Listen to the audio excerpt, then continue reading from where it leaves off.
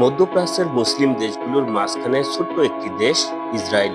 ১৯৪৮ সালের ১৪ই মে ফিলিস্তিনি ছেড়ে যায় ব্রিটেন, আর ইহুদিরা ঘোষণা করে তাদের নিজস্ব রাষ্ট্র ইসরায়েলের।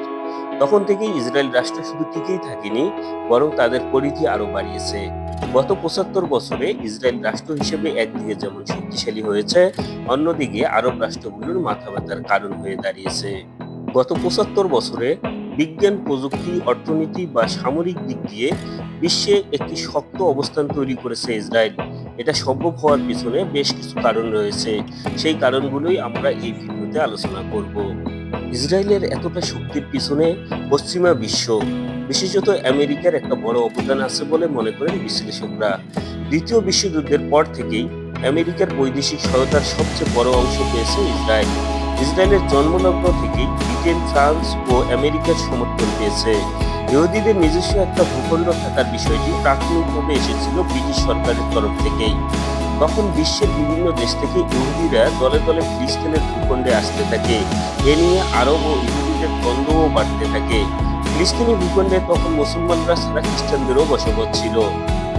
অন্যদিকে যুক্তরাষ্ট্র ছিল সেই দেশ যারা ইসরায়েলকে প্রথম স্বীকৃতি দেয়। ইসরায়েল রাষ্ট্র যেদিন প্রতিষ্ঠিত হয় ঠিক সেই দিনেই স্বীকৃতি দিয়েছিল আমেরিকা। ইসরায়েলের জন্মই হয়েছে মূলত পরাশক্তিদের বিশাল সমর্থনে, যেটা ইসরায়েলের ক্ষমতায়নে একটা বড় ভূমিকা রেখেছে। রাষ্ট্র হিসেবে ইসরায়েল শুরু থেকেই চেয়েছে সামরিকভাবে শক্তিশালী হতে, কারণ আরব রাষ্ট্রগুলোর মাঝখানে তাদের টিকে থাকার জন্য এটাই ছিল একমাত্র পথ। ইসরায়েল তাদের সামরিক শক্তির বিকাশও ঘটিয়েছিল কৌশলে এবং দূরদৃষ্টি মাথায় রেখে। আমেরিকা ও পশ্চিমাদের সাথে কৌশলগত সম্পর্ক এবং বিনিয়োগ ইসরায়েলকে সামরিক ও অর্থনৈতিক দিক থেকে লাভবান করেছে। ইসরায়েলের চমক জাগানো সাফল্যগুলোর মধ্যে অন্যতম হচ্ছে তাদের কৃষিখাত। ফিলিস্তিনিদের বিতাড়িত করার মাধ্যমে ইসরায়েল রাষ্ট্রের প্রতিষ্ঠা যখন হয়, তখন সেখানে পানি ও উর্বর ভূমির সংকট ছিল।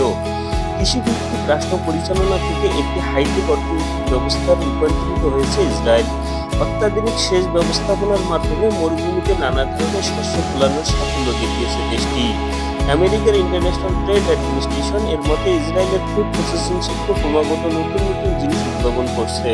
নেতৃত্বের দিক দিয়ে শুরু থেকেই বিচক্ষণতা দেখিয়েছে ইসরায়েল, যেটা তাদের এগিয়ে নিতে গুরুত্বপূর্ণ অবদান রেখেছে।